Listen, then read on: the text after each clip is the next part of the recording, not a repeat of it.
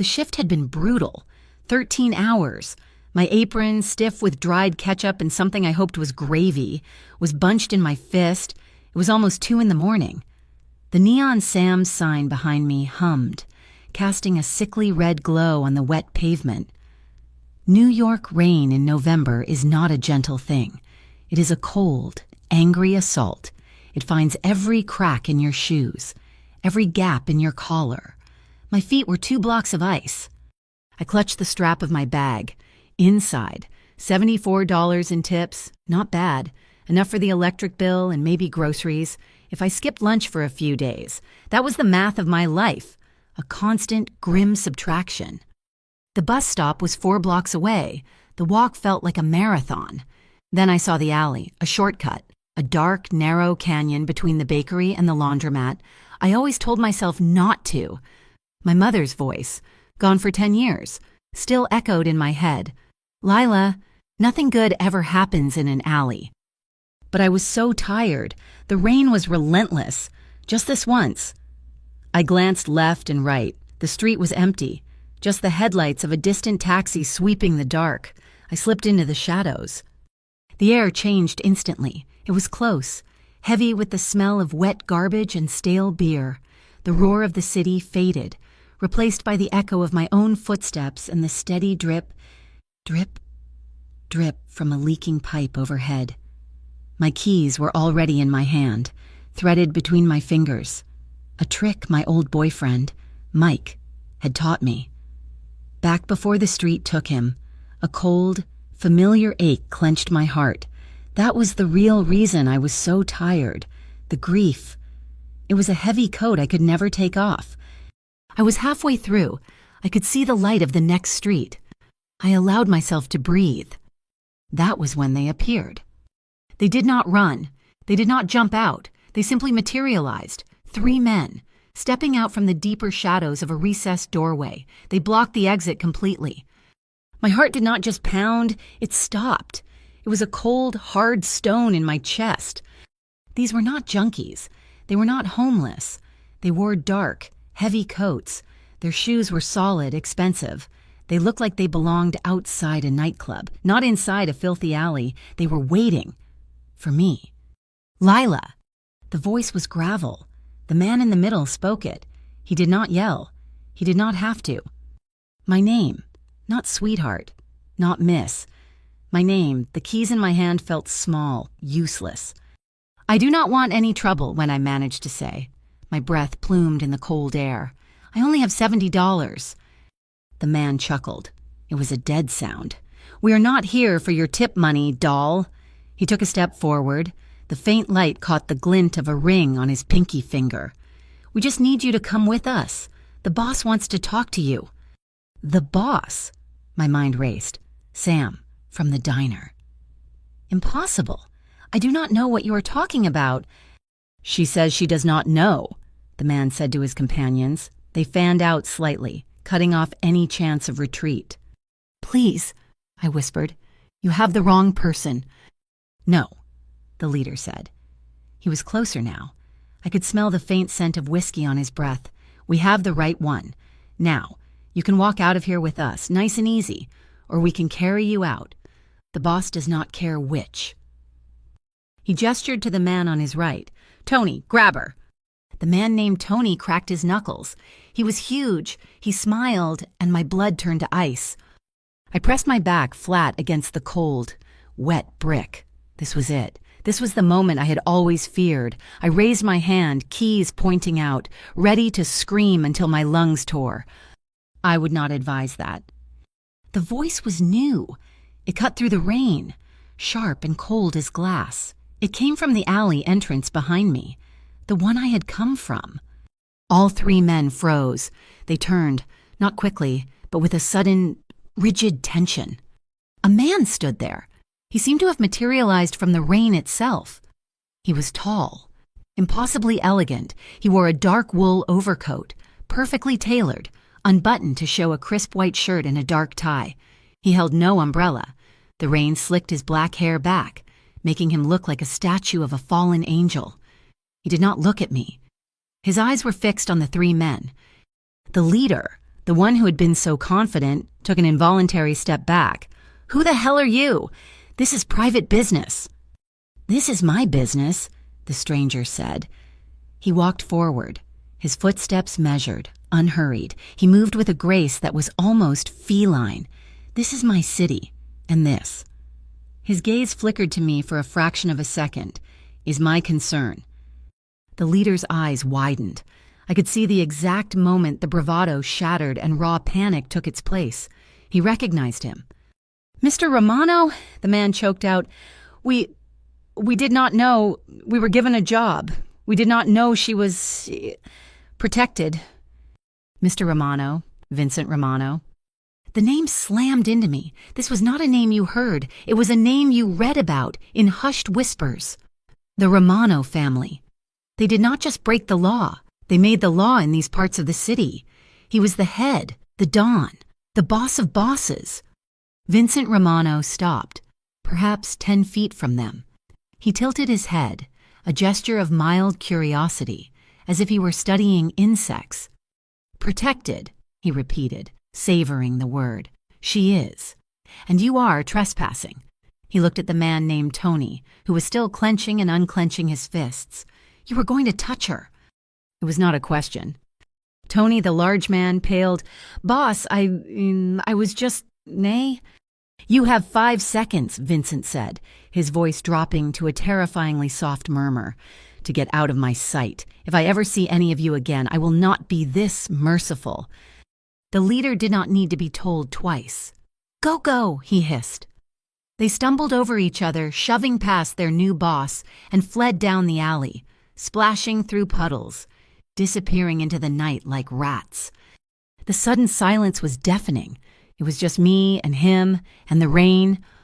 He stood motionless for a long time, watching the empty alley. Then he let out a slow breath and turned to me. I was still plastered to the wall.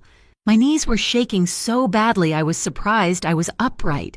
My keys had fallen to the ground. He walked toward me, and this time I flinched so hard my head hit the brick. He stopped immediately. He held up his hands, palms out. "I'm not going to hurt you." His voice, it was completely different now. The ice was gone. It was replaced by something else, a low, gravelly warmth that vibrated through the cold air. "Are you injured?" he asked. I shook my head, unable to find my voice. "They knew my name," I whispered, the words tearing at my throat. "How did they know my name?" "They work for a man named Marco," he said simply, as if that explained everything. "He's an associate, a rival." "A rival?" I stared at him. "What does that have to do with me?" "I am a waitress. I serve coffee." "You are more than that, Lila." He said my name, and it felt different than when the thug had said it. It felt known. He stepped closer, into my space. He was so tall I had to crane my neck back. He smelled of rain and wool and something musky and expensive. He reached out, not to my face, but bent down and picked up my keys. He pressed them into my trembling palm, closing my fingers around them. His hand was large and warm. "You are cold." He stated. I am okay." He almost smiled, a shadow of a smile that just touched the corners of his mouth. "You are a very poor liar, Kara." He looked at me, and his eyes were not cold.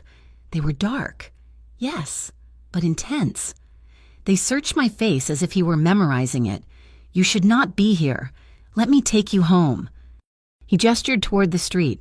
I saw it now, a long, black sedan, parked impossibly close to the alley mouth. It was gleaming, silent, the kind of car that costs more than I would make in 10 years. A driver in a black suit stood beside the open rear door, holding an umbrella. I balked.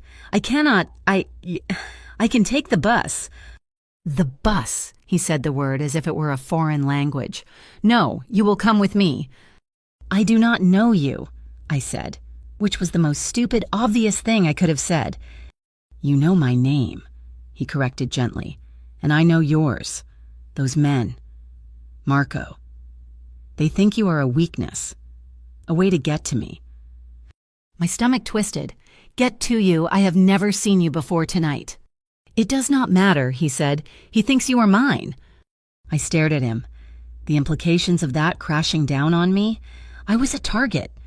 Because of him. He saw the understanding, the new wave of fear. He sighed, a sound of deep impatience, but not with me, with the situation.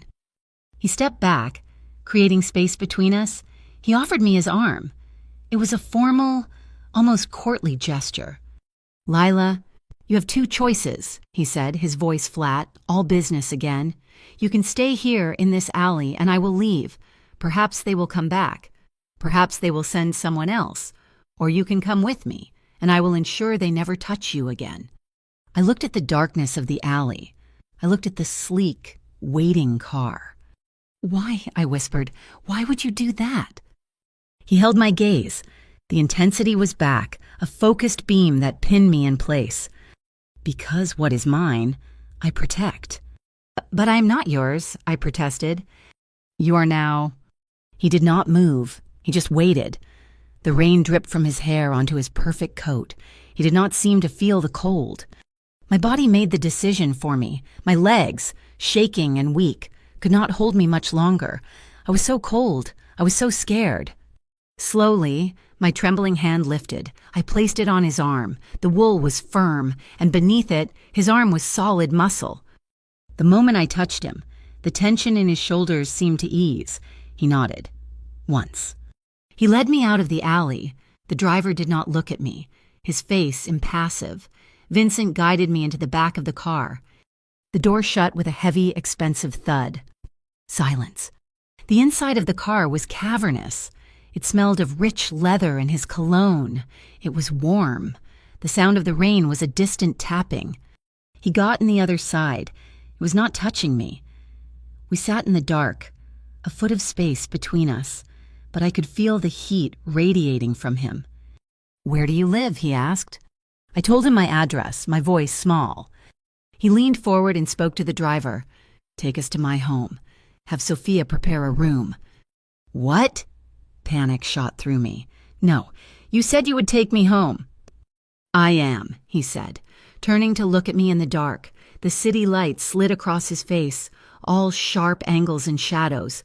"They were waiting for you in an alley. They may be waiting for you at your apartment. You are not safe there." "I cannot just go with you. I have a brother. I have work." "Your brother will be fine. You will not be going back to that diner." His words were final. He was not asking me. He was telling me. I was a prisoner, a protected prisoner. I shrank back against the door, my heart hammering against my ribs. What had I done? He must have sensed my terror. He let out a long breath. "Lila," he said, and his voice was low, that gentle rumble again. He did not move closer. "Look at me." I forced my eyes to meet his. "I am not your enemy. I will not hurt you. I gave you my word." He paused. "You're safe with me." I stared at him. This impossible man, this mafia boss who spoke of safety while kidnapping me. I wanted to scream. I wanted to cry. But the exhaustion, the cold, and the terror had numbed me. I just nodded, a tiny, jerky movement. He nodded back, satisfied. He turned his face to the window, watching the rainy city slide by. I watched his reflection in the glass. Why me? Why would a man who commanded killers, a man who spoke and men ran, care about a waitress? My old life was gone. I knew it. It had been washed away in that alley, and I had no idea what new life was waiting for me in the home of Vincent Romano. I just knew I was not safe. Not really. I was just with him. The ride was silent.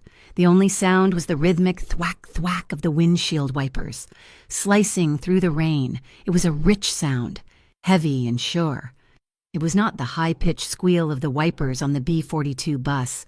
My life was the bus, a rattling metal box smelling of damp wool and exhaust, crammed with people just as tired and beaten down as I was. This was different. This was silence bought with money. This was the kind of quiet that cost more than my apartment. I stared at my reflection in the tinted window.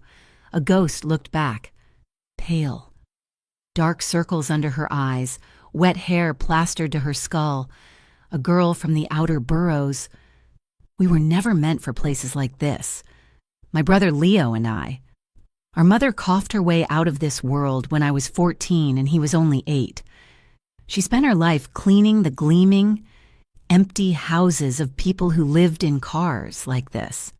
She never smoked a day in her life, but the chemicals and the dust had settled in her lungs and stayed there. After she was gone, it was just us. I became the adult. I learned to braid hair, to sign report cards, to stretch a pound of ground beef into 3 meals. I learned to lie to the child services workers who came knocking, making my voice bright and my answers quick so they would not look too closely. I graduated high school with top marks. I had a whole portfolio of fashion sketches, designs I had drawn on the back of diner napkins, and old receipts. I dreamed of fabric, of scissors, of making something beautiful out of nothing. I even got a letter from the Fashion Institute of Technology, a conditional acceptance. It covered tuition but not living expenses, not food, not the new sneakers Leo needed every 6 months. So the portfolio went into a box. The dream went with it. I picked up a beige apron and a name tag that said Lila. I learned to balance 4 plates on one arm. I learned to smile when a man twice my age told me I should smile more. I took the shifts no one else wanted, the 13-hour doubles, the overnights, all of it to keep our tiny, damp apartment in Queens, all of it to keep Leo in school and off the streets. He was 16 now, a good kid, but he was starting to look at the men on the corner with the nice cars and the thick gold chains. I was working to show him there was another way, a harder way, a slower way, but a safe way. Safe, that was the word I clung to. My old boyfriend, Mike, he had wanted to be safe, too. He drove a delivery truck. He was a simple man. He loved baseball and cheap beer. He looked at my sketches one night, his calloused fingers surprisingly gentle on the paper. He told me one day he would buy me a real sewing machine, one of those fancy ones. He was going to take me to the ocean. He promised. We had never been. He died 2 years ago. On a Tuesday. It was not some big, dramatic showdown. It was stupid. A fight outside a corner bodega. Someone jostled someone, an argument over nothing. Mike, always the peacemaker, had tried to step in. The other man had a knife. Mike bled out on the sidewalk, his hand reaching for me while I screamed for an ambulance that came 20 minutes too late. After that, I did not just shut down. I locked the doors. I nailed the windows shut. My heart, which had wanted fashion and love and the ocean, now wanted only one thing: quiet, predictability, safety. I built a life that was small and gray and safe. I turned my head. Sitting next to me in the dark, silent as a statue, was the man who had just destroyed it. Vincent Romano. You did not grow up in New York without hearing that name. It was not a name for polite company. It was a name spoken in whispers, in back rooms, in precincts. He was not a celebrity. He was a shadow that owned half the city. He ran the unions. He controlled the docks. He was the reason some businesses flourished and others were just smoking holes in the ground. The stories about him were legend. They said he was ruthless, that he had taken over the entire Romano organization at 25 after his father was gunned down in a restaurant. They said he had personally hunted the men responsible. They said he did not believe in love, only in leverage. He did not believe in trust, only in control. He was the coldest man in a cold, hard business. And he was looking at me. His gaze was not leering. Like the men in the alley, it was not hungry. It was analytical. He was looking at me like I was a ledger that did not add up, like I was a piece on a chessboard that had moved unexpectedly. The car did not pull up to a curb. It glided down a ramp, into a private underground garage that was cleaner than the diner's kitchen. A man in a sharp suit stood by an elevator, a small earpiece in his ear. He did not look at me. He just nodded at Vincent. The elevator was silent. We rose, and my ears popped. The doors opened, not into a hallway, but directly into a room so large it felt like a hotel lobby. It was a penthouse. One entire wall was a sheet of glass looking down on all of New York. The city was a glittering tapestry of lights, a million lives happening down below. And we were above all of it. It was the most beautiful thing I had ever seen. And it made me feel sick with vertigo. A woman was waiting for us. She was in her 60s, slender and straight-backed. Her gray hair was pulled into a tight, perfect bun. She wore a simple, expensive-looking black dress. "Mr. Romano," she said. Her voice was steady, with a faint accent I could not place. Vincent shrugged out of his wet coat. She was there to take it before it was fully off his shoulders. "Sophia," he said. "This is Lila. She will be staying. The blue guest room." He did not look at me, and he was already walking toward a massive, unlit fireplace. "She will need clothes," he continued, his back to us. "And something warm. Tea." "Of course, sir." Sophia turned to me. Her eyes were not unkind, but they were assessing. They missed nothing. "Miss, if you will come with me." I did not move. My cheap, soaked sneakers squeaked on the gleaming marble floor. "No." The word was quiet, but it echoed in the huge room. Vincent stopped. He turned around, very slowly. One dark eyebrow was slightly raised. Sophia looked at me, her expression unchanging, but I saw a flicker of surprise. "I am not going to a guest room," I said. My voice was shaking. I hated it. I balled my hands into fists. "You cannot just decide that you said you would take me home." "This is your home now," he said. "No," I repeated, louder this time. "My home is in Queens. With my brother, I have a job. I have a life." He walked toward me, his pace measured. He stopped just outside of my personal space, close enough that I had to tilt my head back to look him in the face. "Your brother," he said, and my blood froze, "is named Leo. He's 16 years old. He's currently at your apartment, 2-47 Hillcrest Avenue, number 3B. He's eating leftover pizza and playing a video game. He's perfectly safe." The room tilted. How do you know that?" "I know everything about you." "Lila," he said, his voice dropping to that low, soft rumble. "I've known for 6 weeks. I know you work 13-hour shifts at Sam's Diner. I know you skip your lunch break. I know you have a sketchbook hidden under a loose floorboard in your closet. I know you have not been on a date in 2 years. And I know you just worked your last shift at that diner." I could not breathe. 6 weeks, you have been watching me." "I watch things that interest me," he said simply. "Why?" I demanded. My fear was being pushed aside by a sharp, hot anger. "Why me because of those men? Because that rival of yours." "His name is Marco," Vincent supplied. "And yes, because of him." "So I am bait." The word tasted bitter. "You are using me as bait." "You are under my protection," he corrected, as if it were a simple fact. "It is not the same thing. You are here because I can control this environment. I cannot control that alley. I cannot control your rundown apartment building. I can control this." There was that word again, control. And he was a man who believed in nothing else. "And for how long?" I challenged him. "How long am I under your protection? A week? A month? And what happens then, after Marco knows my face, knows my name, knows I am yours? Do I just go back to the diner? Do I just go back to my life?" "No," he said. The word was final, absolute. "You are not going back. I will not be your prisoner."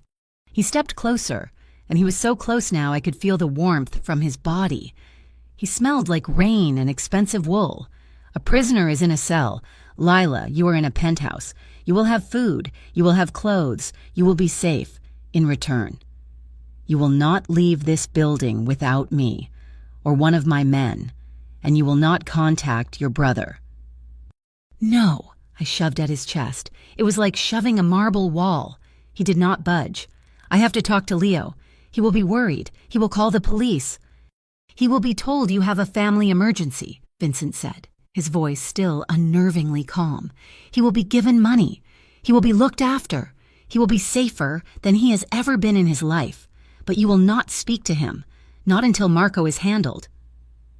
He captured my wrist. His grip was not painful, but it was steel. "This is not a negotiation. This is the world I live in, and it is the world you live in now." He let go of my wrist. Sophia had reappeared, as silent as a ghost. She held a tray. On it was a steaming mug of tea and a set of folded clothes. They were pajamas, made of a dark blue silk that shivered under the light. They probably cost more than my entire wardrobe. "Drink the tea," Vincent ordered. "Get some sleep. We will talk in the morning." He turned his back on me again, walking over to the wall of glass, and stood there, looking down at his city. He had dismissed me. I stood there, shaking, caught between rage and a bone-deep weariness I had carried for years. Sophia held out the tray.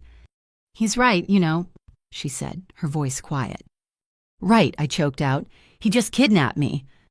"He just saved you," she replied, her gaze steady.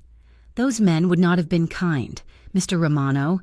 He is a man of control. He does not like loose ends. And you, Missa, are a very big loose end." I looked from her steady face to his broad back, a king in his glass tower. My old life, the one that was so safe and so small, was gone. It had died in that alley. I took the mug. The porcelain was warm against my frozen hands.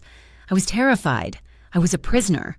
But as I took a sip of the hot, sweet tea, a strange, traitorous thought surfaced. My feet were warm.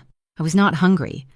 And for the first time in years, I had no idea what would happen tomorrow. I did not know if that was hope or just a different kind of fear. The first 5 days were a blur of silent, suffocating luxury. I woke up in a bed that felt like a cloud, in a room larger than my entire apartment. The closet was no longer empty. Sophia, Vincent's silent, efficient housekeeper, had filled it with clothes, soft cashmere sweaters, silk blouses, pants tailored from fabrics I had only read about in magazines. They were beautiful. They fit perfectly. I hated them. They were not mine. I was a ghost in a glass palace. I would stand at the enormous window. Looking down at the city, I could see the bridges, the endless rivers of yellow taxis, the microscopic people rushing to jobs I was no longer allowed to have. I felt like I was in orbit, completely disconnected from the world I knew. Vincent was as much a phantom as I was. He was gone before I woke and returned long after I had retreated to my room, too intimidated to stay in the vast, empty living area. We only saw each other in passing. A nod in the hallway, a glimpse of him disappearing into his study, a phone pressed to his ear, his voice a low, hard murmur. He provided everything. Food appeared, courtesy of Sophia, on delicate china. There was a library filled with books I had always wanted to read, but it was a cage, a beautiful, sterile, high-security cage. My old phone was gone. He had given me a new one, a slim, black device. It had one number programmed in it, his. I had not touched it. I missed the diner. I missed the smell of burnt coffee and grease. I missed the rattle of the bus. I missed my life. But most of all, I missed Leo. The worry was a physical sickness. It was a cold knot in my stomach that never went away. He thought I had abandoned him. I knew my brother. He was a good kid, but he was impulsive. He was scared, and Vincent's money would only make him a target. On the 6th morning, I waited for him. I sat on a chair in the entryway, my hands clenched in my lap, wearing the silk pajamas they had given me. I felt ridiculous. At 4 a.m, I heard the elevator doors slide open. He walked in, and he looked tired. He had loosened his tie, and the top button of his white shirt was undone. He did not seem surprised to see me. He just stopped and watched me, his face impassive. "You should be sleeping," he said. "I cannot sleep," I replied, standing up. My voice shook, but I did not care. "I cannot eat. I cannot breathe in this place. You have to let me talk to him." We discussed this. "Lila, he is safe."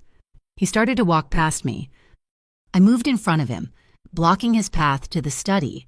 It was like standing in front of an oncoming train. He is not safe. He is a 16-year-old boy in Queens whose sister vanished.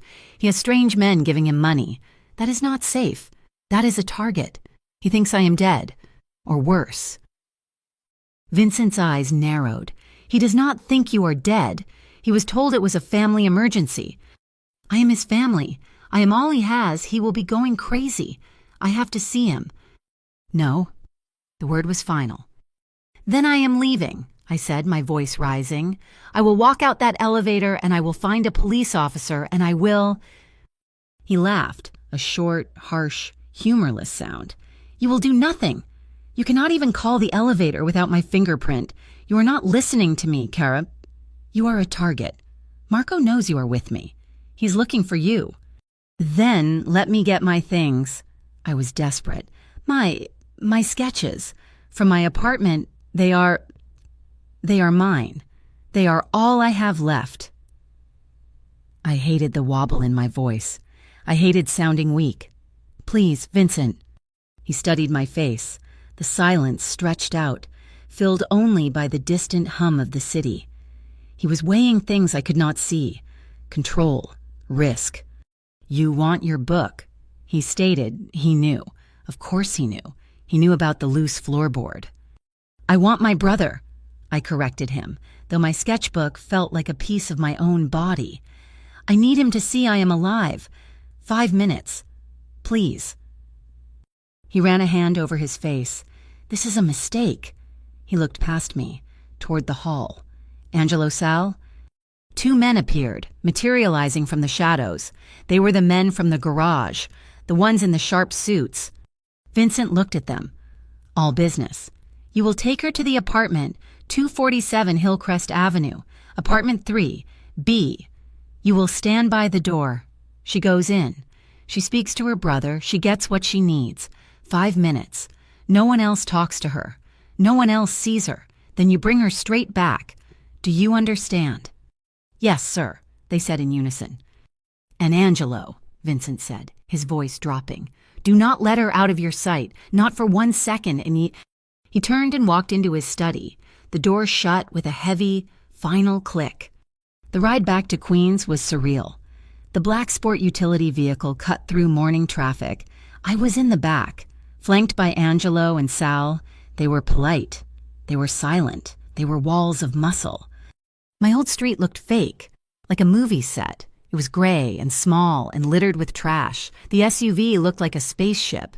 As I got out, I saw my neighbor, Mrs. Petrov, peering through her blinds. She ducked back when she saw me. My hands were shaking so badly I could barely get the key in the lock.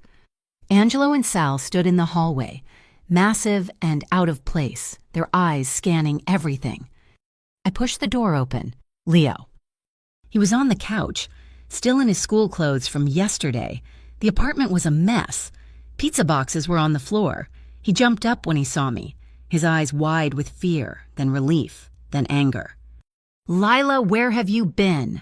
He rushed forward and grabbed me, hugging me so hard my ribs ached. I thought, these men, they... I know, I am okay.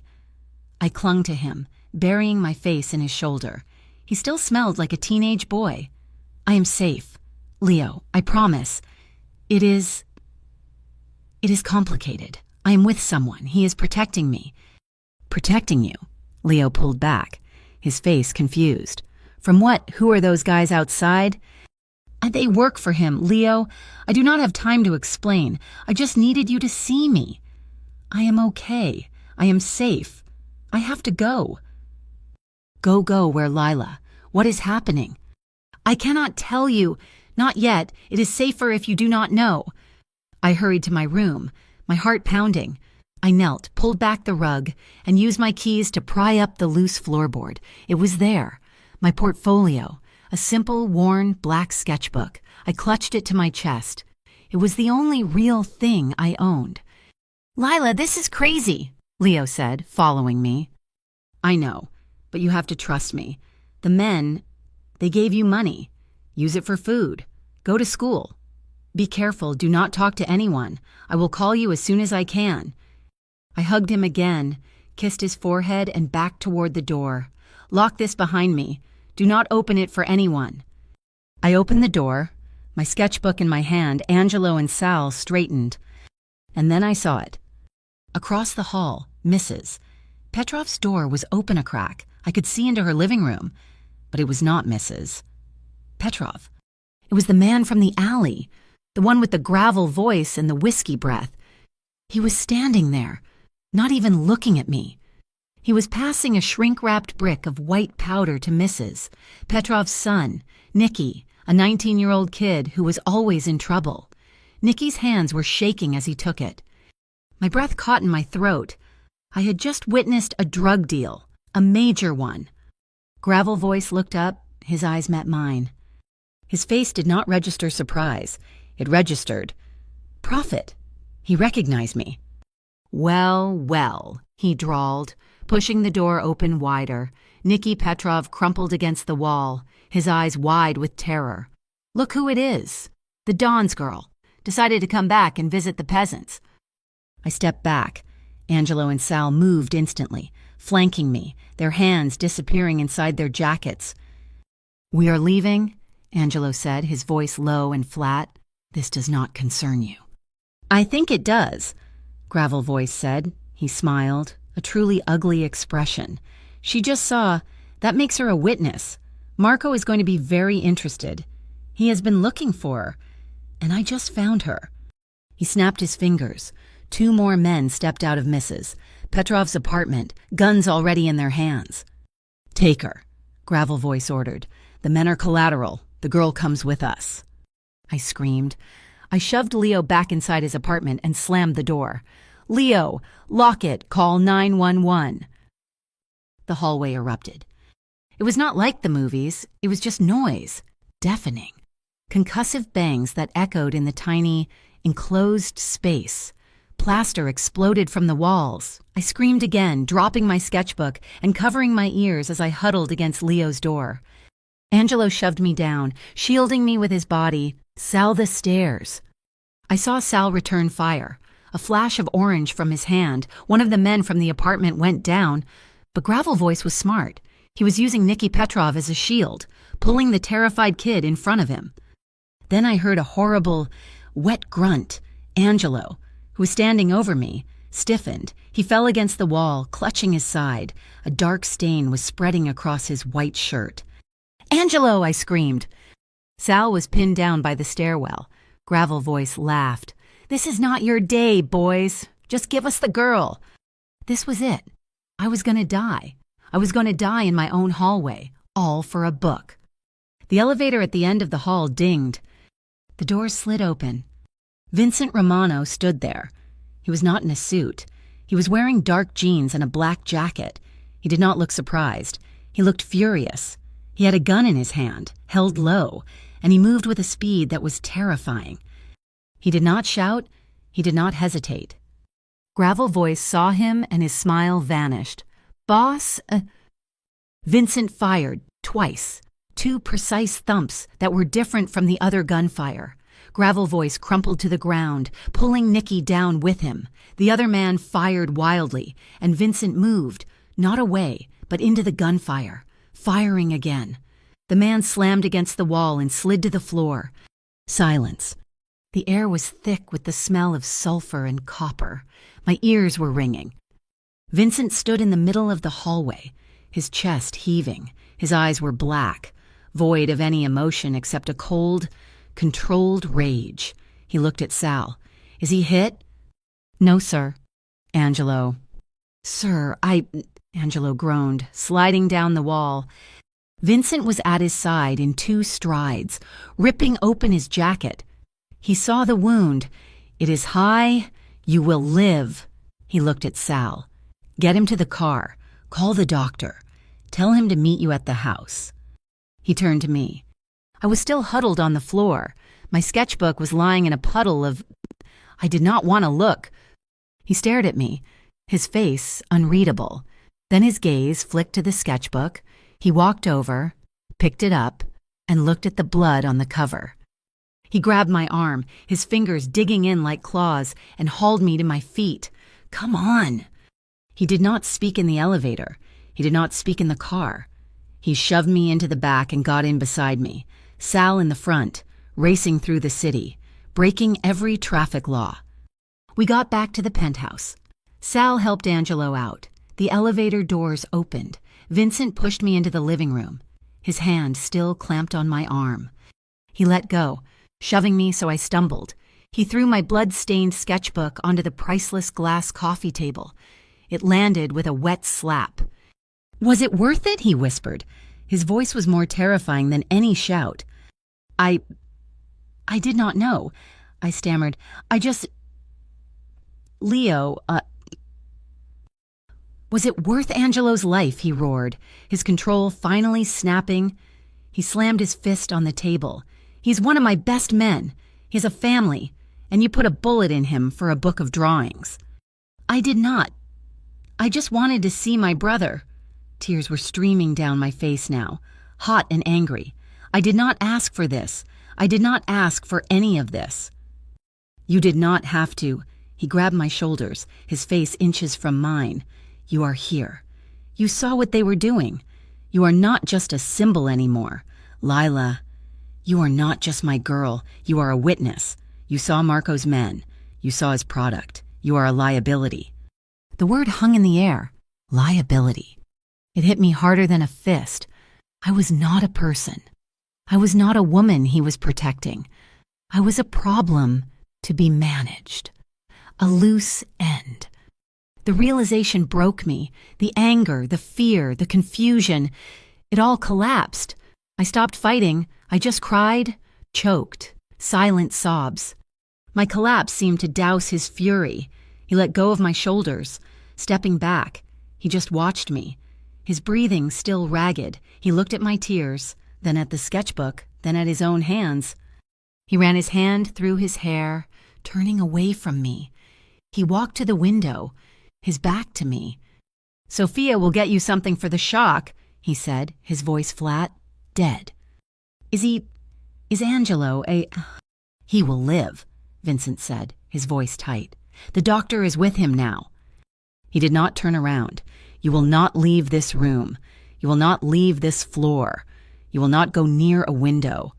Marco will not stop looking for you now. Not until you are dead. You are not a guest. Lila, you are not a protected woman. You are my prisoner. Do you understand me?" I looked at his rigid back. Reflected in the glass, he had saved my life, again, and he had just stolen the last piece of it I had left. I could not speak. I just nodded, though he could not see me. "Go to your room," he said, his voice barely a whisper. I ran. I fled to the room, the silk sheets, the cashmere sweaters. I was shaking. I was confused. I was trapped. I had no control. I was terrified of him. But as I slammed the door and collapsed onto the floor, a single, horrifying thought cut through the panic. He had walked into gunfire for me. He had not hesitated. He had killed for me. I hated him, and I was completely, terrifyingly, in his debt. I was a prisoner. The realization did not fade in the light of morning. It solidified. The first 3 days after the shootout, I did not see him. I stayed in my room. The penthouse, which had once felt impossibly large, now felt like a cramped 5,000-square-foot cell. Sophia would bring my meals on a tray. She would knock, leave it by the door, and retrieve the old one. She never spoke. Her silence was a judgment. I was the one who had gotten Angelo shot. Angelo was alive. I had overheard Sal talking in the hallway on the second day, his voice a low rumble. The doctor had patched him up. He was recovering in a room somewhere in this massive building. I felt a surge of relief so profound it made me dizzy, but the guilt remained, cold and heavy.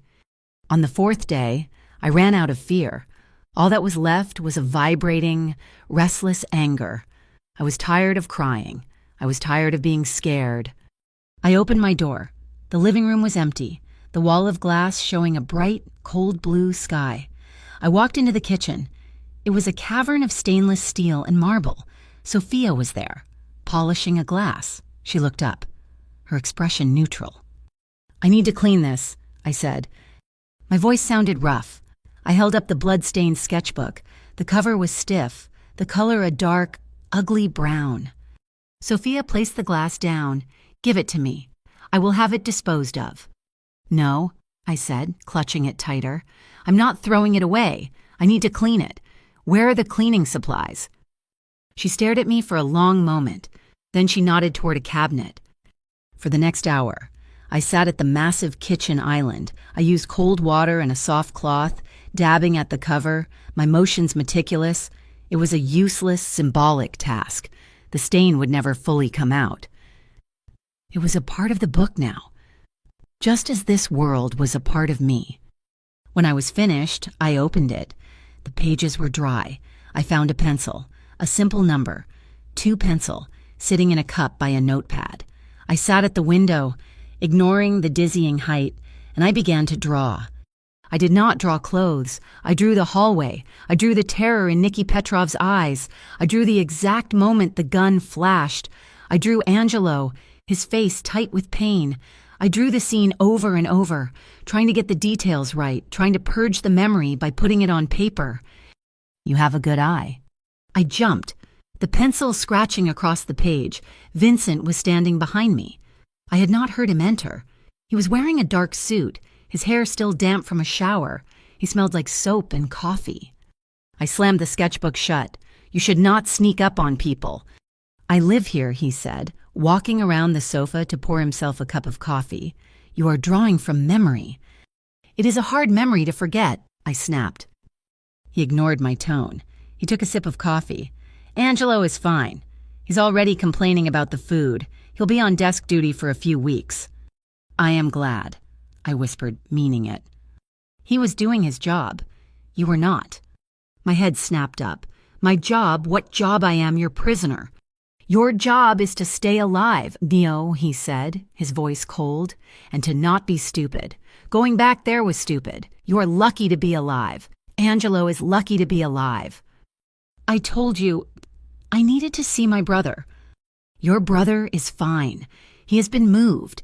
He is in a clean apartment, a safe apartment, with 2 of my men outside his door 24 hours a day. He thinks he won a scholarship contest to a private boarding school. He is safe. Marco cannot get to him." I stared at him. "You moved him without telling me." "I do not need your permission to protect my assets," he said. He finished his coffee and placed the cup down. "You are a liability, Lila, but you might also be useful." "Useful?" He nodded toward the sketchbook. "You see things waitresses do. You watch people. You see who is cheating, who is lying, who is on a first date. You observe." "What is your point?" He walked to his study and came back a moment later with a thin folder. He dropped it on the table in front of me. "I have a problem. One of my men is a traitor. He's feeding information to Marco. I have had him watched. These are surveillance photos. My men have looked at them. They see nothing. I want you to look." I looked from the folder to his face. "You want me to be a spy?" "I want you to be a waitress," he corrected.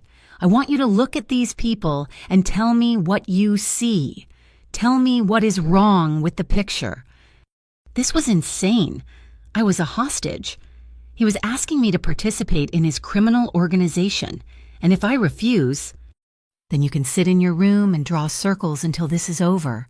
But if you want to stop being a prisoner, you have to start being useful. He tapped the folder. "Look at the pictures, or do not. It does not matter to me." He walked away, back to his study. The door closed. I stared at the folder for a long time. This was a line. My old life was gone. My new life was this room. If I opened that folder, I was choosing. I was stepping in. My hand trembled as I reached for it. The next 2 weeks, I had a job. It was the strangest job in the world. Every morning, Vincent would leave me a folder. Sometimes it was photos, sometimes it was reports, simple summaries of business dealings, names, and places. I was not allowed to leave the penthouse. I spent my days reading about a world I never knew existed, a world of shipping manifests, union negotiations, and silent power struggles. I also drew. I filled my sketchbook. But now, I was drawing the clothes Sophia brought me. I was redesigning them. I was sketching the impossible angles of the penthouse furniture. I was slowly, unconsciously, coming back to life. Vincent and I fell into a strange routine. We barely spoke during the day, but at night, we would find ourselves in the kitchen. He would come in late, around midnight, looking exhausted, and I would be there, unable to sleep, drinking tea. "Well," he would ask. And I would tell him, "The man in the pictures," I said one night, sliding a photograph across the marble island. "The one you suspect? He is not the traitor." Vincent raised an eyebrow. "My best men say he is." "He's too obvious." I said, "Look at him. He's nervous.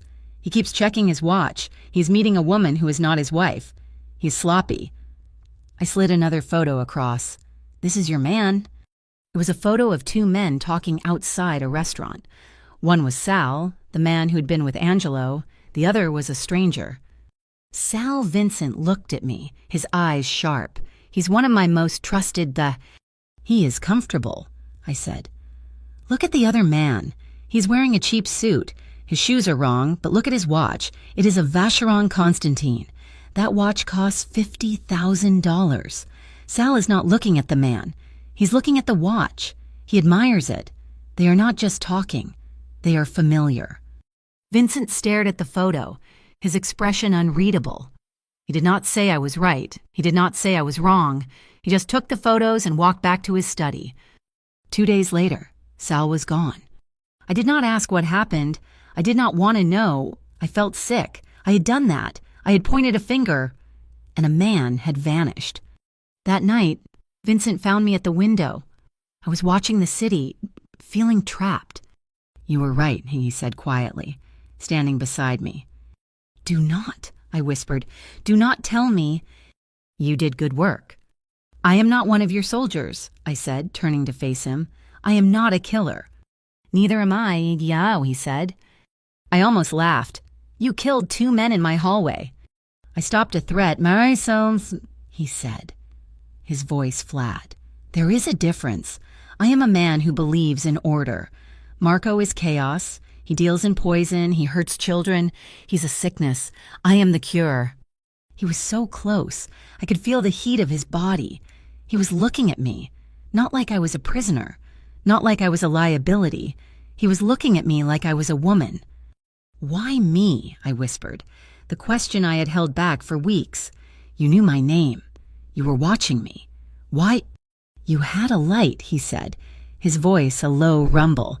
"You worked 13 hours. You dealt with pigs who treated you like dirt, and you still walked out of that diner with your head high. You were poor, but you were not broken." He reached out, his hand hovering, and tucked a strand of hair behind my ear. His fingers grazed my skin. A jolt, sharp and electric, shot through me. My breath hitched. I should have pulled away. I should have slapped him. He was a monster. He was a killer. He was the man holding me captive. But I did not. I leaned into his touch. Just slightly. My body betrayed me. It craved contact. It craved this strange, dangerous warmth. His eyes darkened. He saw it. He saw my weakness. "You're afraid of me," he murmured. "Yes," I breathed. "You should be." He bent his head. I thought he was going to kiss me. My heart was a hammer against my ribs. I closed my eyes. And then he pulled back. "But not tonight," he said. He stepped away. The spell broken. "Marco is getting desperate. He is making mistakes. Because of you. He wants you. He thinks you are my only weakness." I shivered. "Am I?" "He thinks you are," Vincent said. "And he is going to make his move soon. You are not just a prisoner anymore. Lila, you are my most valuable asset. And I protect my assets." He left me by the window, my skin tingling where he had touched me. I was shaking. I did not know what to believe. I could not trust him. He was using me. He was a cold, calculating man who moved people like chess pieces. He had admitted I was an asset. But when he touched me, My blood caught fire. I was trapped. Not just in his penthouse, I was trapped in this new world, trapped by his protection. I was trapped between my fear of him and my fear of Marco. And I was terrified of the part of me that did not want to be rescued. The next day, the package arrived. Sophia brought it in. It was a simple, brown cardboard box. There was no return address. "It was left with the doorman," she said, her voice tight. "Sir, I do not like this." Vincent was in his study. I was alone. "It is fine, Sophia. It is probably just more clothes." But my hands were cold as I opened it. It was not clothes. It was a single photograph. It was Leo. He was walking out of a corner store, a bag of chips in his hand, and he looked happy. He looked safe. But in the center of his chest, drawn in a thick red marker, was a crosshair. I screamed. The study door burst open. Vincent was there in a second, his eyes wild. "What is it?" I could not speak. I just held out the photograph, my hand shaking so violently I almost dropped it. He took it. His face, which I'd only ever seen in a state of cold control, turned to stone. The fury that rolled off him was a physical thing, a wave of heat. He did not look at me. He did not comfort me. He pulled out his phone. "Find him!" he snarled into the device. "I do not care what it costs. I do not care who you have to burn. Find Marco. Now." He hung up and finally looked at me. My legs gave out and I crumpled to the floor. "You said he was safe." I wept. "You promised me. You promised he was safe." Vincent crouched in front of me. He did not touch me. His eyes were black, terrifying pits of rage. "He is safe," he whispered. "This is a threat. This is a coward's move. He's trying to rattle me. He is trying to rattle you." "It is working," I sobbed. "Then stop," he commanded, his voice harsh. "Do not let him win. This is the war, Lilo. This is what it looks like. You wanted to be useful. Now you are the reason he is making mistakes, and you are the reason I am going to end him." He stood up, towering over me. "You are not a liability. You are the bait, and he just took it." He turned and walked back into his study, the door slamming shut, leaving me alone on the floor with the picture of my brother. I was the bait, and the trap was about to spring. The photograph was a declaration of war. The penthouse, once a silent, gilded cage, transformed into a fortress. Vincent was a phantom, a blur of dark suits and furious, quiet commands. Men I had never seen before appeared, their faces hard, their eyes constantly scanning. They carried briefcases that I knew did not hold documents. The air crackled with a tension so thick I could barely breathe. I stayed in my room, the picture of Leo clutched in my hand. I had stared at it for so long the image was burned behind my eyelids, the red crosshair, the signature of a coward. Vincent did not speak to me. He did not comfort me. He did not have time. He was hunting. I was the bait, and he was setting the trap. But Marco was hunting, too. It happened on the second day after the photo. The tension was at its absolute peak. Vincent had been gone for hours. A meeting in the city that could not be avoided. He had left me with Sophia and 2 guards, Angelo and Sal, who were now posted permanently outside the elevator. The penthouse was locked down, impenetrable. Sophia knocked on my door. Her face was ashen. "Miss Lila," she said, her voice a reedy whisper, There is a package at the service entrance."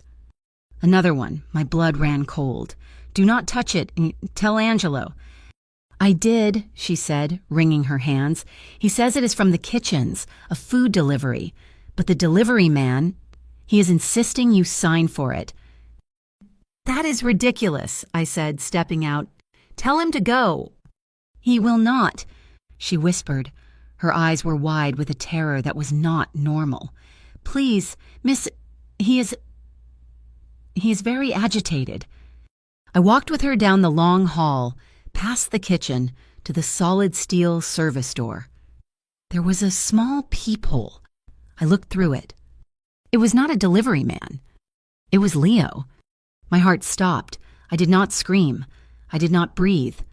It was my brother standing there, his face pale, flanked by two men I did not recognize. One of them had his hand clamped on Leo's shoulder. "Open the door, Lila," Leo said. His voice was strained, terrified. They said to tell you they have pictures from the hallway. They will send them to the police unless you open the door. My old life, crashing into my new one, the shootout, Nikki Petrov, they had evidence. "Miss," Sophia begged, "do not." I shoved her aside and unlatched the deadbolt. My hands were perfectly steady. The rage had burned away the fear. The door opened. The two men shoved Leo inside. They were not Marco's thugs. They were clean-cut, wearing suits, but their eyes were dead. Leo tried to run to me, but the man held him fast. "You should not have done that," Sophia said from behind me. I turned. She was not alone. The man with the gravel voice, the one from the alley, the one Vincent had not killed, was standing behind her. He had a gun pressed to her temple. "She always was the emotional type," he sneered. "Sophia's son is very fond of his kneecaps. She was very cooperative." You were a setup," I said to him, ignoring the men holding Leo. "You were not there for a drug deal." "Marco plays the long game," he said, shoving Sophia forward. "He knew you would run to your brother. He knew you would see us. He knew Vincent would get you out. He just did not plan on a gunfight. Messy. But the result is the same." The men grabbed my arms. I did not fight with Tet. I just looked at Leo. "It is okay, Leo. It is going to be okay." "Lila, who are these people?" he cried. "Shut him up," Gravel Voice ordered. One of the men produced a cloth. Before I could react, he pressed it over my mouth and nose. The smell was sickly sweet, chemical. I fought, kicking, but his arm was like steel. "Take her," Gravel Voice said. "Leave the old woman and the kid. They are the message." My vision tunneled. The last thing I saw was Leo's terrified face. Then darkness swallowed me. I woke up to the smell of rust and cold water. My head was throbbing. I was sitting not on a soft chair, but on a hard wooden one. My hands were tied behind my back. My ankles were tied to the chair legs. It was dark. A single, bare bulb hung from a high ceiling, casting huge, dancing shadows. I was in a warehouse. I could hear the drip, drip, drip of water somewhere in the blackness. "The guest of honor, finally." The voice was smooth, cultured. It was not Gravel Voice. A man stepped into the circle of light. He was tall, like Vincent. He wore a beautiful, light gray suit that probably cost $10,000. He was handsome, with dark, slicked-back hair and a perfect smile. His eyes were the color of ice. This was Marco. He circled me, slowly, like a shark. He held a glass of dark liquid.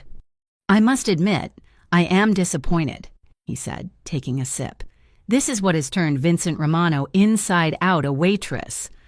I expected more." "Where is my brother?" I demanded. My voice was a rough croak. "Your brother is fine," Marco said, waving a hand dismissively. "He's back in his safe little apartment, crying his eyes out, wondering what happened. He was the key. Vincent has him guarded like a fortress, but even his men have to eat. They have to sleep. A little money, a threat to a loved one, the right leverage. Everything has a price. You see, Vincent taught me that." "What do you want?" What do I want?" He laughed. A cold, sharp sound. "I want to hurt him. I have been trying for 2 years. His organization is tight. His men are loyal. He is a rock. He is order. And I," he smiled, "am chaos. I could not find a crack. Then I found you." He crouched in front of me, his smile fading. "He's been watching you for months. Did you know that, obsessed, he had men following you from the diner to your apartment? He bought the bakery across from your street just to have a surveillance post, all for a waitress." My heart hammered. Months. He thinks he is smarter than me," Marco continued, his voice dropping to a hiss. "He thinks I took his bait. He's hunting me right now. All his men are on the street. He's a predator, and he is following the trail I left him. He will find you, I spat, and he will end you. Oh, I know. Marco stood up, his smile returning. That is the entire point. He's on his way right now. He gestured to the shadows. He's coming for his most prized possession, and we asked someone, and he is walking straight into a trap. This entire warehouse. Lila, it is packed with enough Semtex to level the block. My blood turned to ice. He thinks he is coming to rescue you. Marco sneered, but he is coming to his funeral. And you get to be the guest of honor. He walked over to a steel workbench. On it was a small black box with a red switch, a detonator. He walks in that door. I press this button, and Vincent Romano is erased. He checked his expensive watch. He should be here any minute. I pulled at the ropes. They were thick, cutting into my wrists. I was going to die, and he was going to die. Because of me. You're afraid of him, I said. Marco stopped pacing. He turned to look at me, his head tilted. What? You are terrified of him, I repeated, my voice stronger. You said it yourself. You could not beat him. This is not a trap. It is a coward's solution. You cannot face him, so you are going to blow him up. His smile vanished. He strode over and slapped me. My head snapped to the side, my cheek exploding in pain. You have his arrogance, he hissed, grabbing my chin, forcing me to look at him, but you do not have his power. You are nervous. I pushed. I had nothing to lose. I remembered the lessons from the photos. You keep checking your watch. You keep looking at the door. You're not sure it will work. You are afraid he will find a way out. He always finds a way. He will not find a way out of this, Marco roared. He was rattled. I was right. I was pulling at the ropes, twisting my hands. The chair was old, the wood rough. I felt a sharp pain as a splinter drove into my wrist. No, not a splinter. It was metal, a nail head or a screw, sharp and rusted, sticking out of the joint. I ignored the pain. I began to saw the rope against that sharp edge. I scraped my skin, and I felt the warm trickle of blood, but I did not stop. He is coming for me, Wei, I said, trying to keep Marco's attention. Not for an asset. For me. You are a thing, he shouted. A toy he bought. A loud bang echoed from outside, a car door slamming. Marco's head snapped toward the main door. He grabbed the detonator. Showtime, he whispered, a manic grin spreading across his face. He backed away toward the far wall, keeping his eyes on the massive corrugated steel door. Come on, Vincent, come and get your... The explosion did not come from the front. It came from above. A massive crash of glass and steel. A skylight, 40 feet up, shattered. A dark shape descended, attached to a rope, dropping fast. It was Vincent. He landed on a stack of crates, rolling, his black coat flaring. He was not wearing a suit. He was dressed in black tactical gear. He was alone. Marco, he roared. His voice was not human. It was a primal sound of pure rage. Marco was stunned. How was he? You talk too much, Vincent said. He held a gun, but he was not firing. Your man, gravel voice. He was easy to find, and he loves his family more than he loves you. Marco raised the detonator. It does not matter, I still win one step closer. Romano, and I send us all to hell. Vincent froze. He was 30 feet away. He looked at me, his eyes finding mine in the gloom. I saw the raw panic in his face, not for himself, for me. Let her go, Marco, he said, his voice low. You came, Marco laughed, his confidence returning. You actually came. Alone, just for her. You are a fool. He put his thumb on the red switch. The rope on my right hand snapped. I did not scream. I did not think. Marco was focused on Vincent. He was savoring his moment. My left hand was still tied, but my right was free. My ankles were still tied. I was still bound to the chair. I looked around. On the floor, just out of reach, was a piece of rebar, a rusted metal pipe about 2 feet long.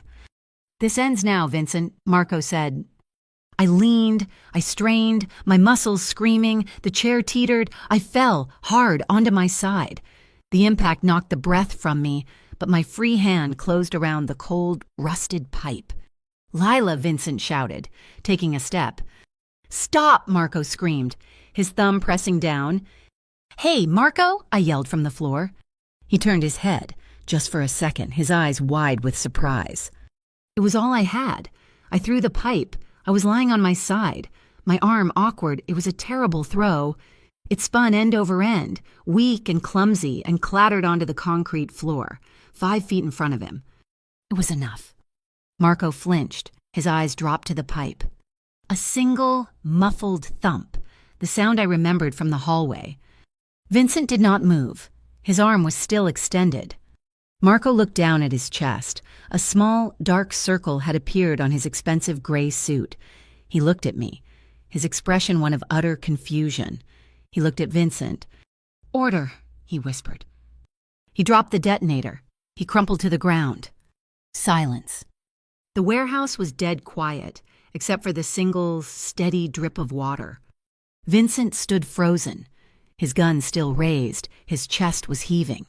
His men began to flood in from the side doors, silent and professional, securing the area, checking the body. He did not look at them. He did not move. He just stared at me, lying on the floor, tied to a broken chair. Then he tucked his gun away and walked toward me. He did not run. His steps were measured, deliberate. He crouched in front of me. His face was a mask of stone, but his eyes were shattered. He looked at my hands, raw and bleeding from the ropes. He looked at the deep gash on my wrist from the nail. His hand reached out. It was shaking. The man of perfect control. His hand was trembling. He did not untie me, just cupped my face, his thumb brushing the new bruise on my cheek from Marco's slap. "Lila," he whispered. The name was rough. It was an exhale. "You came," I sobbed, the tears I had refused to shed finally breaking free. "You came alone." "I will always come for you," he said, his voice thick. "Always." He moved with purpose then, pulling a knife from his boot and slicing through the ropes on my other hand, on my ankles. He pulled me free from the wreckage of the chair and lifted me into his arms as if I weighed nothing.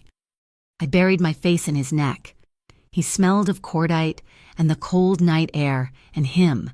His arms were steel bands around me, holding me so tightly I could barely breathe. I did not care. I felt his body tremble. He was shaking with the adrenaline, with the rage, with a terrifying, profound relief. He had not come for an asset. He had not come to win a war. He had come for me. I realized, as I clung to him in that dark, cold warehouse, surrounded by his killers, that he was the most dangerous man I had ever met, and he was the only man I had ever truly trusted. I was not his prisoner. I was not his bait. I was his... He did not speak. Vincent carried me out of the warehouse as his men, his soldiers, flooded the darkness behind us. They moved with a terrifying, silent efficiency. They did not look at me. They were there to clean, to erase Marco, to erase the explosives, the blood, to erase the moment that had almost ended everything. I was pressed against his chest. I was still clutching the tactical gear he wore. My world had shrunk to the solid, rapid beat of his heart beneath my ear, the steel grip of his arms, and the sharp, cold smell of the night air. He did not put me down until we were in the back of the black sedan. It was not the one he had taken me in before. This was an armored sport utility vehicle, low and threatening. He placed me on the seat as if I were made of glass, his hands infinitely gentle. Then he slid in beside me, slamming the door. The sound was a final, violent thud. "Go," he said to the driver. The vehicle lunged forward, tires screaming on the pavement, throwing me against the leather. Vincent's hand shot out, not to hold me, but to brace me, his arm a rigid bar across my chest. "Easy, Sal." Sal, who had been guarding the penthouse, was driving. It was not injured. Sorry, boss. Lila. The adrenaline was leaving. I was crashing, and the pain was starting to register.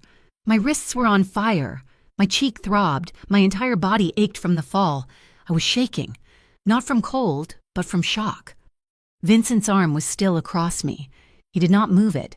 He just looked at me. His face was streaked with grime from the skylight. His eyes were still black, but the fury was gone, replaced by an exhaustion so profound it looked like it was carved into his bones. He reached up, his movements stiff, and brushed his thumb over the raw bruise on my cheek. I flinched, not from fear, from the sudden, sharp tenderness of the gesture. His hand recoiled, and he balled it into a fist in his lap. The doctor will be at the house. I am fine, I whispered. It was a lie. I felt like I was breaking apart. No, he said, his voice a low growl. You are not, but you will be. We drove the rest of the way in silence. The city lights were a blur. I looked at our reflections in the dark, tinted glass, the waitress and the killer. We looked like we had crawled out of a battlefield. I suppose we had.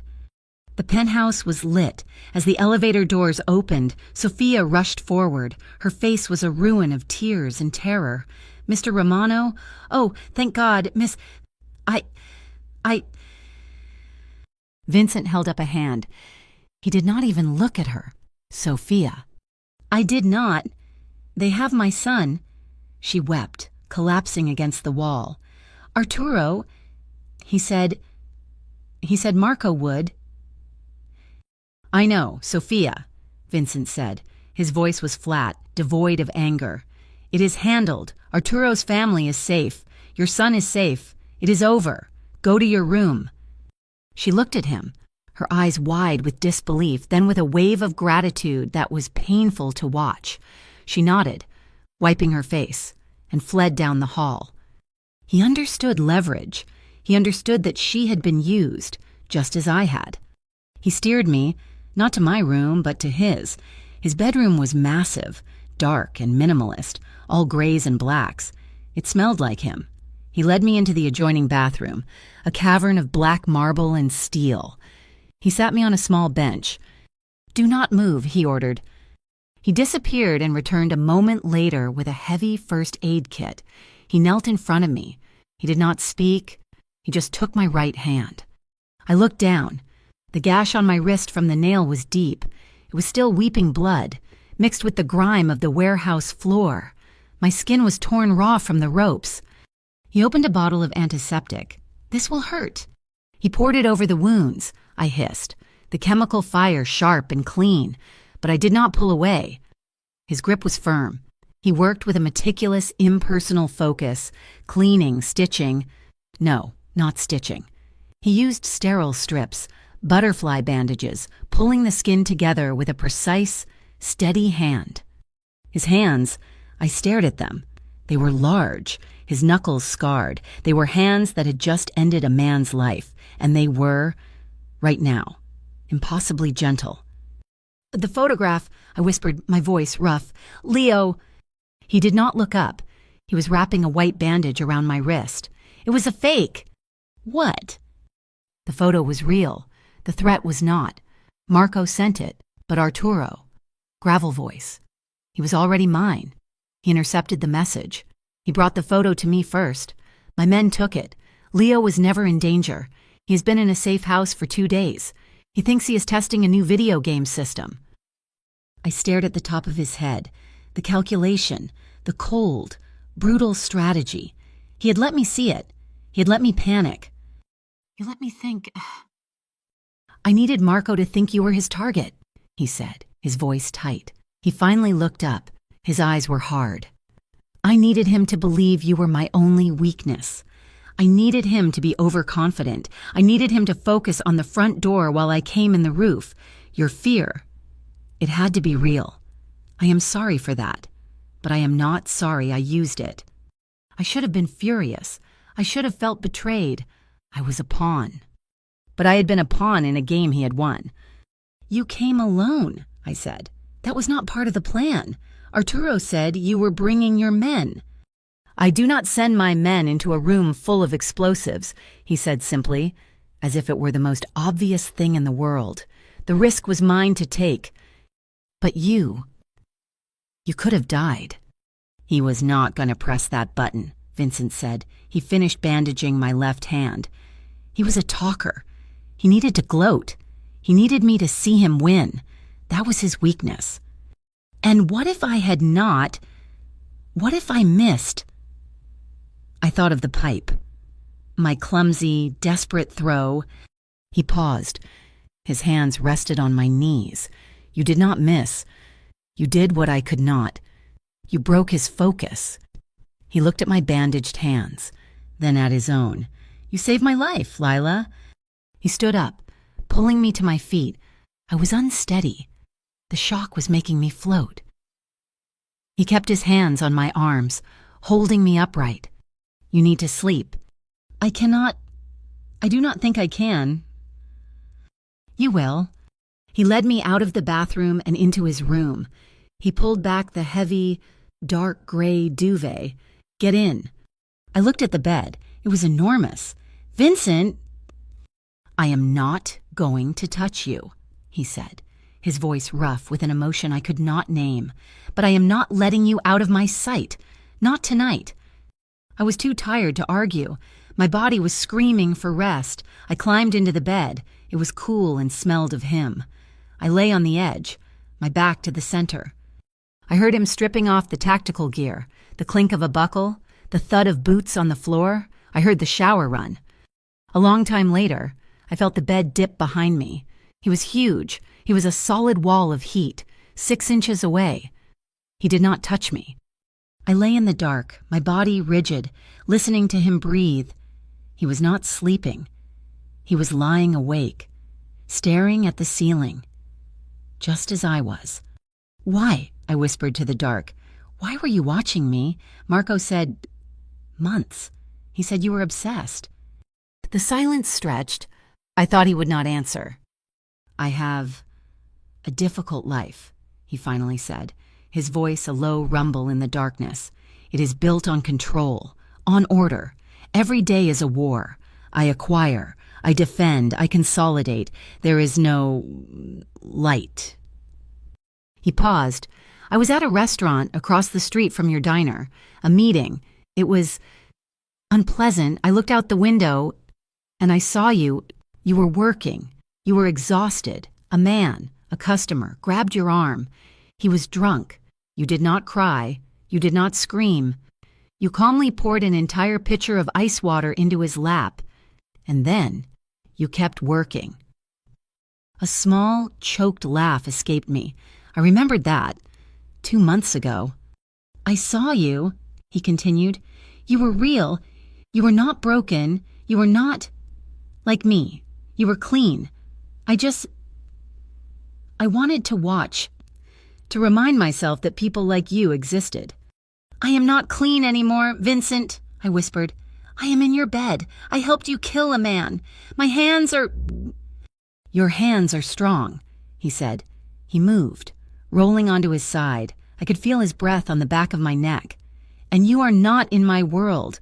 Lila, you are in our world. Marco is gone, but his organization, it is chaos. It is a vacuum. I have to fix it. I have to take control. There will be other men, other families who see this as weakness. So it is not over. No, he said, it is never over. I felt the last of my old life, my old self, die. The waitress was gone. The girl who dreamed of safety was gone. She had died in the warehouse. What am I supposed to do? I asked, turning to face him. In the dark, I could just make out the shadows of his face. His eyes were fixed on me. Oh, you are not a prisoner, he said. You are not a guest. You are free. You can leave. I will give you money. I will send you anywhere in the world. I will protect you. You can be safe. I looked at him. The safe life. The clean life. It sounded gray. It sounded like the life I had been living before. A life of just surviving. You are lying, I said. His body tensed. I do not lie. You are. I insisted. "You say I am free, but you would not let me go. Not really." He was silent. "You would not," I whispered. "You said you would always come for me." "I would." The admission was torn from him. "I would find you. I would always find you." "So I am not free." "You are free to stay," he said, his voice raw.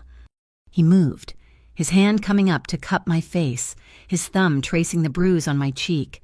"But if you stay, you are not staying as a guest, Lila. You are not staying as my protected girl. If you stay, you are staying as mine, as the woman who sits at my side, as the woman who sees what I see." I looked at him. This was the choice, the real one, not the false choice between safety and danger, but the choice between a life of hiding or a life of standing next to this terrifying, complex, and powerful man. A life where I was not just protected, but where I was a partner. I thought of my sketchbook. I thought of my blood on the cover. I thought of the way I saw the truth in the photos. I leaned forward, closing the small gap between us. I pressed my mouth to his. It was not a kiss of passion, not like I imagined. It was a kiss of acceptance. It was bruised and broken and salt-sweet from my tears. It was a promise. He did not kiss me back. He just let me. He took what I was offering. When I pulled back, I laid my head on his chest, and his heart was still beating, strong and steady. "This is not a romance," I whispered. "This is a war." His arm came around me, pulling me tight, holding me against him. "Then we will fight it together," he said. I woke up in his bed, alone. The sheets were cold, but the indent of his body was still there next to me. That night changed everything. The war was not over, but the battle for my place in it was. I was no longer a ghost in his penthouse. I was a fixture. The weeks that followed were a blur of quiet, intense work. The vacuum left by Marco was, as Vincent had predicted, a problem. Other families, smaller, more vicious, tried to move in on the territory. Vincent was a master of this game. He was ruthless, but he was not chaotic. He did not deal in the poison that Marco had. He consolidated. He made alliances. He enforced order. And I was at his side. I did not go to meetings. I did not hold a gun, but I was his most trusted advisor. His men, who at first looked at me as a weakness, a liability, began to see me as something else. I was the one who looked at the photographs of new alliances and saw the lie. "That man," I would say, pointing to a photo of Vincent shaking hands with a man from the Bronx, "he's wearing his father's ring, but he's wearing it on his right hand. His father was old school. He would have worn it on his left. The son is signaling he is not his father. He's not traditional. He's a rebel. He will betray you." Vincent would just nod, his face unreadable, and 2 days later that man's organization would be in shambles. I still had my sketchbook, but now it was filled with more than just designs. It was filled with faces, with connections, with the complex, shadowy map of Vincent's world. I was the one who saw. Our relationship was not a romance. There were no flowers. There were no dinner dates. Our romance was in the quiet moments. It was him coming into the kitchen at 3 a.m, exhausted, his tie pulled loose. He would find me at the island, sketching. He would not speak. He would just put his large, warm hands on my shoulders and stand behind me, his chin resting on the top of my head, and we would watch the silent, glittering city below. It was in the way he would look at me when I explained a connection he had missed. It was not pride. It was recognition. He saw me. He saw an equal. Sophia and I had a new understanding. She was no longer just a housekeeper. She was a confidant. She had seen what he was willing to do for me. She had seen him walk into a building he knew was a trap. In her world, that was not love. It was devotion. It was a bond stronger than any marriage vow. "He has not been this way," she told me one afternoon as we sat at the window. "Since his father died, he was all iron and ice. You are the fire. You make him warm. You make him human." I I do not know what I make him, I said honestly, looking down at my hands. The scars on my wrists were pale pink now, a permanent reminder. I understand him.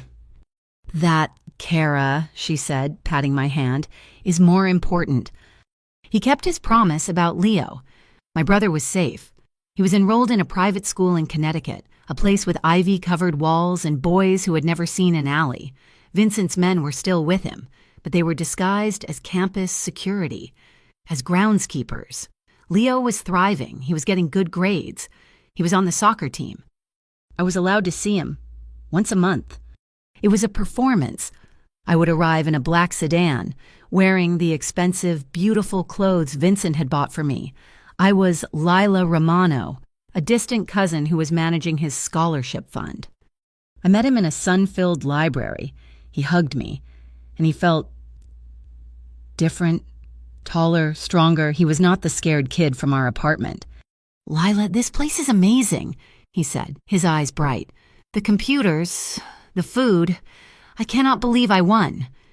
"You earned it, Leo," I said, my heart aching with a love so fierce it almost choked me. Are you okay?" he asked, his voice lower. "You look different." "I am good," I said, forcing a smile. "I am happy." He looked at me, really looked at me, and I saw a shadow of the street-smart kid he used to be. "Is he good to you, the man you are with?" "He keeps me safe," I said. It was the truest thing I could say. "Okay," he said, nodding. "That is good, but Lila, I miss you." "I miss you too," I whispered, "more than you know." I left an hour later. Vincent was waiting in the car. I got in and did not speak. He just reached across the console and took my hand. He did not say anything. He did not have to. He knew what that visit had cost me. He knew the sacrifice. Our life found its rhythm. It was a life lived in the penthouse, above the world. It was a life of quiet tension, of knowing that danger was always on the perimeter. But it was our life. I had given up my dream of being a designer. I had given up my old life. I had given up my brother. I had traded it all for this. This man, this king in his glass tower. And then, about 6 months after the warehouse, my new world tilted on its axis. It started with a smell. Sophia was cooking.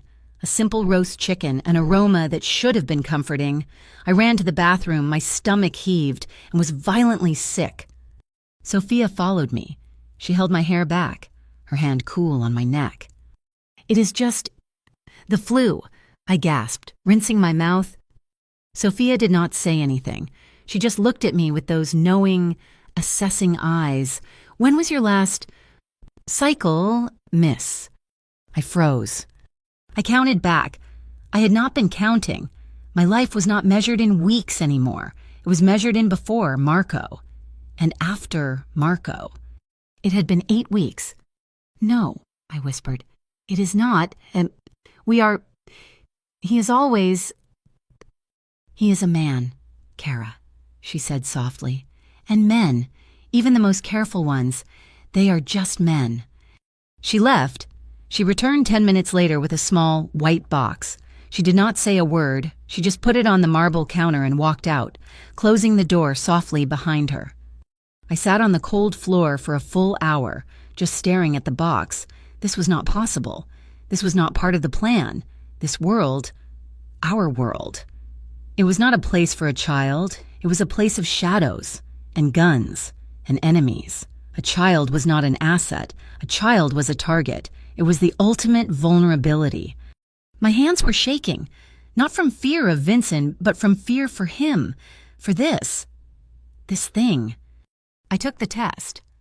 I waited the 3 minutes, my heart hammering so hard I thought it would break through my ribs. I looked. 2 blue lines. I did not cry. I did not scream. I just felt cold. I felt the weight of a responsibility so massive it threatened to crush me. This was not just my life anymore. I waited all day. The sun set and the city turned into its diamond tapestry. I did not turn on the lights. I just sat in the dark living room, waiting for the sound of the elevator. At 11 o'clock, he came home. He walked in, loosening his tie. He was tired. I could see the lines of exhaustion around his mouth. "Lila," he said, sensing the darkness, "why are you sitting in the dark?" He flipped on a lamp. He saw my face. He saw the test stick on the glass table in front of me. He stopped. His body went completely, utterly still. He did not move. He did not breathe. He just stared at the small piece of white plastic as if it were a bomb. I did not know," I whispered. "I only just found out." He walked forward, his steps measured, just as they had been in the alley, in the warehouse. He did not look at me. He looked at the test. He picked it up. He studied it. "Vincent," I said, standing up, "it is okay if you are iteni, if you do not want."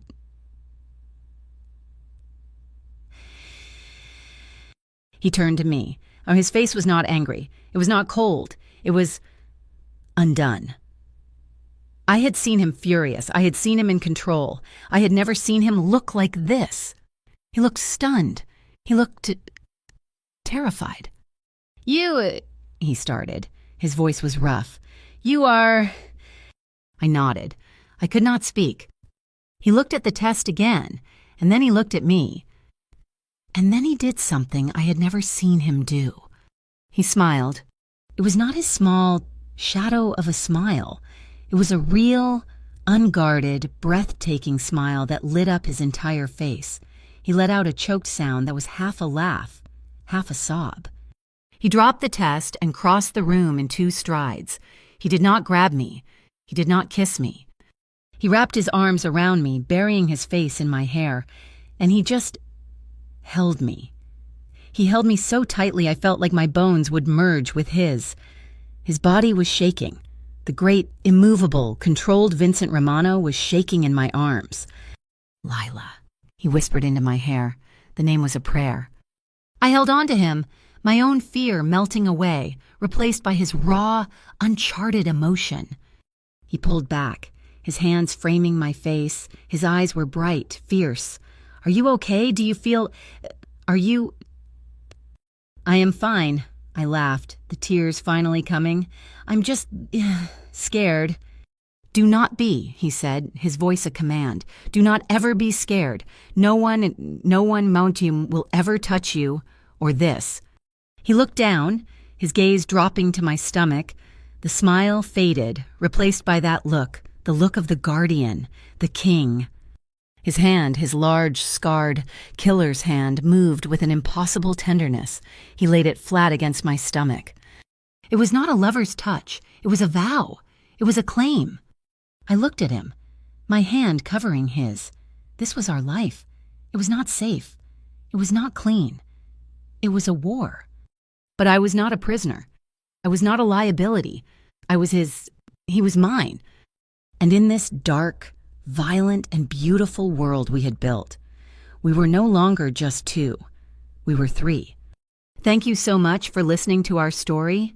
Where are you tuning in from? Let us know in the comments. We love hearing where our stories are traveling. If you enjoyed this, please subscribe to our channel, Mafia Boss Stories, like this video, and hit that hype button. It helps more people find these stories, and we truly appreciate your support.